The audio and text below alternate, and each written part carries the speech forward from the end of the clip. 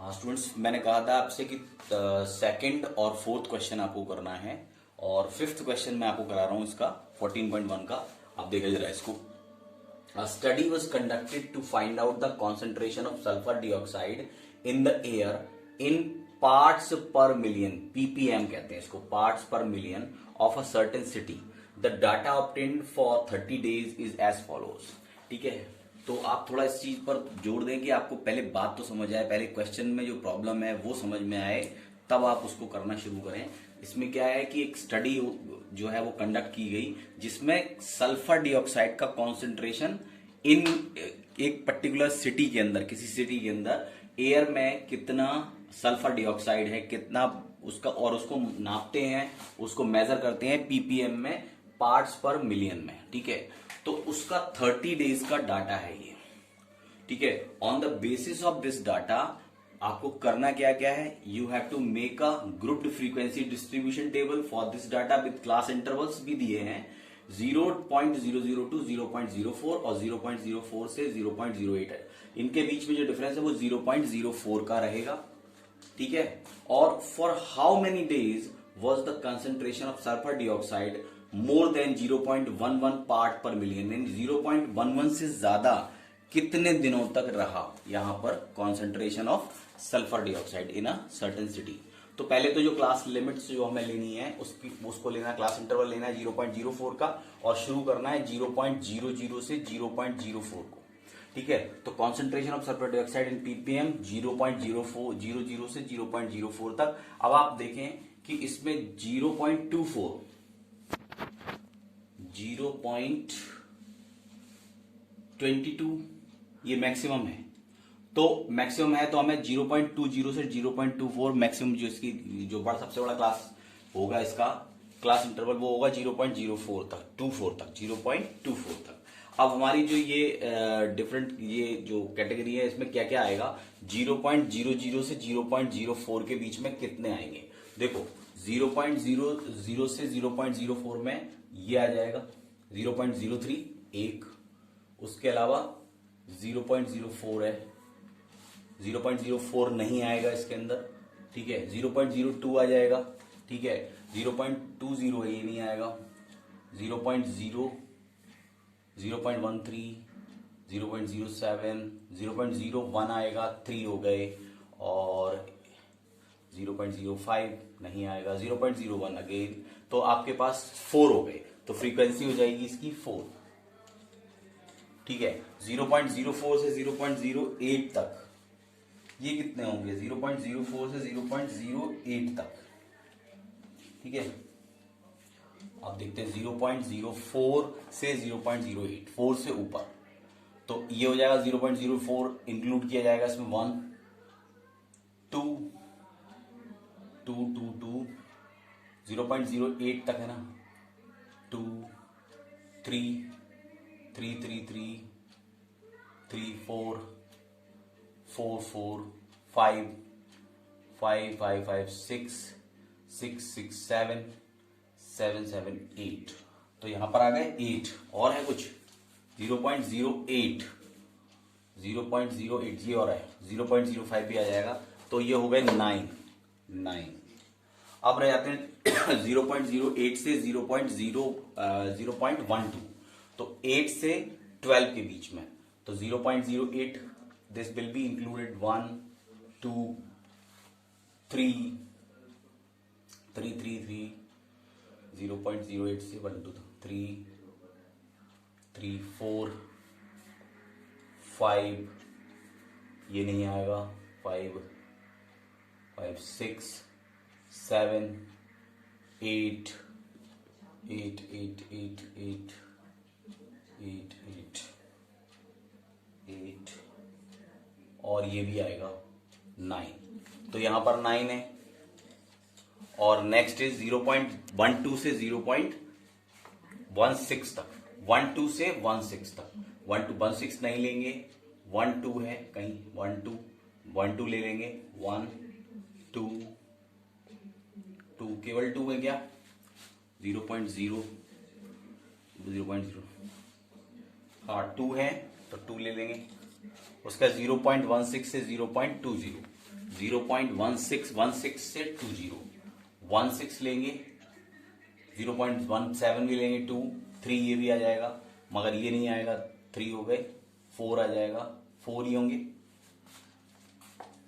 4 है क्या, 4 और 0.20 से इसमें तो एक तो 0.22 आ रहा है 1 और कोई आ रहा है और ये आ रहा है 2, तो ये 2 हो गया। अब देखते हैं हमारा टोटल 30 आ रहा है क्या, तो 9 4 13, 9 2 18, 18 और 4 22, 23 24, 28 30 आ रहा है पूरा।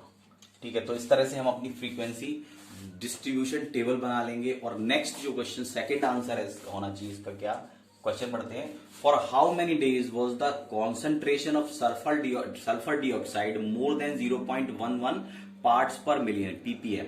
तो 0.11 पार्ट्स पर मिलियन कितने दिन तक होगा। तो देखें आप 0.11 से ज्यादा कहां आएगा, 0.11 से ज्यादा, ठीक है, वो यहां से आएगा इन तीनों स्लैब में, इसमें भी आएगा, इसमें भी आएगा, क्योंकि 0.11 से बड़ा है 0.12 और यहां से लेके और 0.24 तक सभी इससे ज्यादा होंगे, तो ये तीनों को हम ऐड कर लेंगे। ठीक है, तो ये लिखेंगे कि फॉर 8 डेज, या इसको द कॉन्सेंट्रेशन ऑफ, यहां से लिखो the concentration of sulfur dioxide,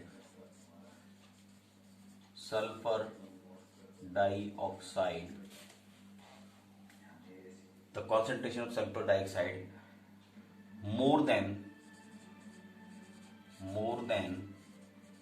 0.11 ppm will remain for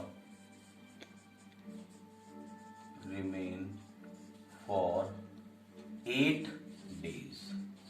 ठीक है, तो ये 8 डेज तक रहेगा। तो ये आपके दो आंसर्स हैं। अब आते हैं नेक्स्ट क्वेश्चन पर।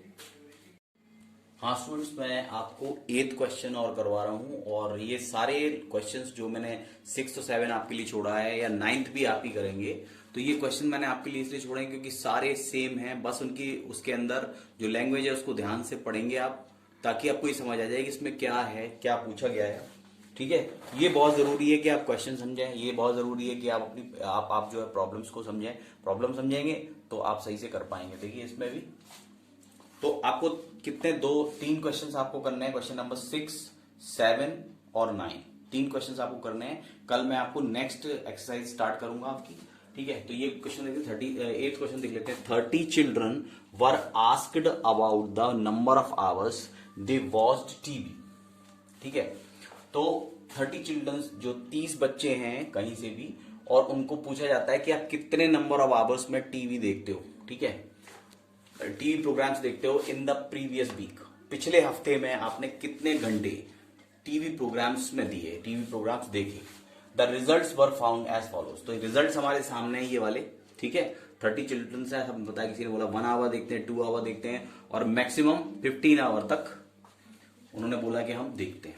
ठीक है, अब क्या करना है इस डाटा का, make a grouped frequency distribution table for this data.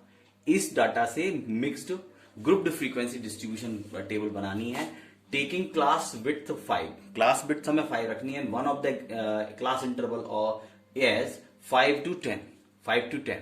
तो आपको 5 का डिफरेंस रखना है, क्लास विड्थ नहीं रखनी है, तो 5 to 10 इसका एग्जाम्पल इस तरह से करना है। तो एक तो हमें फ्रीक्वेंसी डिस्ट्रीब्यूशन टेबल बनानी है, दूसरा how many children watch television for 15 और मोर आवर्स।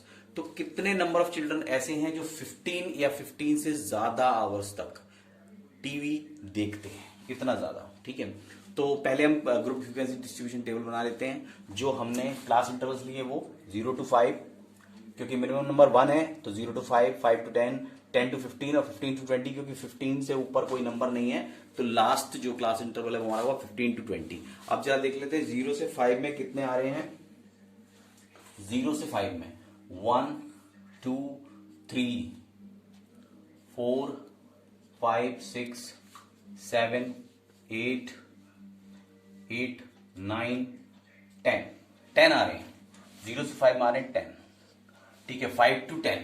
अब 5 से 10 के बीच में 6 1 2 3 3 3 4 5 6 7 8 9 9 10 11 10 11, ठीक है 11।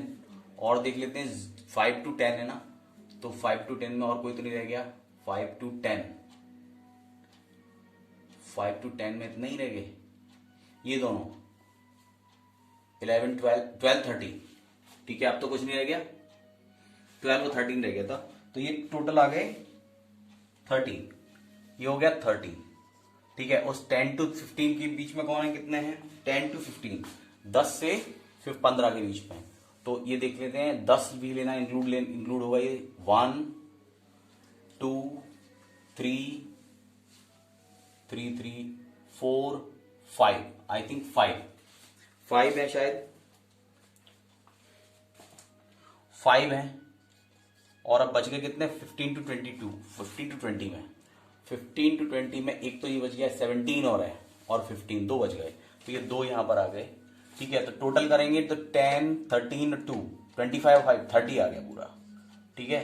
तो इस तरह से ये आपका ग्रुप्ड फ्रीक्वेंसी डिस्ट्रीब्यूशन टेबल बन गई। अब एक क्वेश्चन का आंसर और देना है कि how many children watch television for 15 और मोर hours.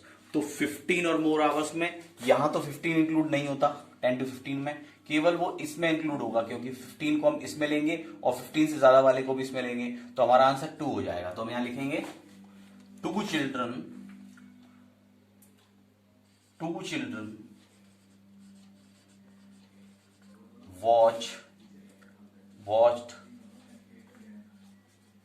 watched television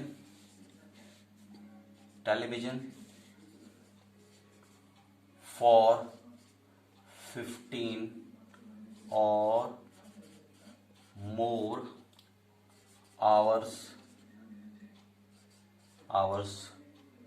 a week,